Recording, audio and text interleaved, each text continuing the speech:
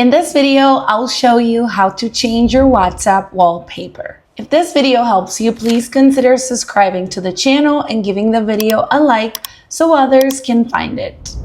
Okay, so the first thing we're going to do is, of course, open the WhatsApp app on our phone. After you do that, you're going to head to settings. You're going to find the icon right here at the bottom right.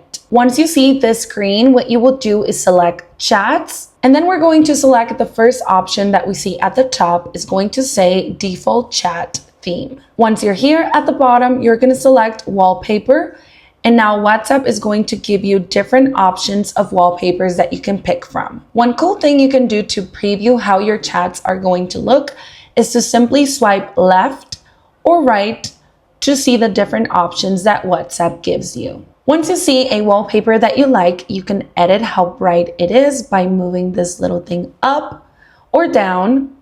And then you can also change your chat color by selecting this color box right here.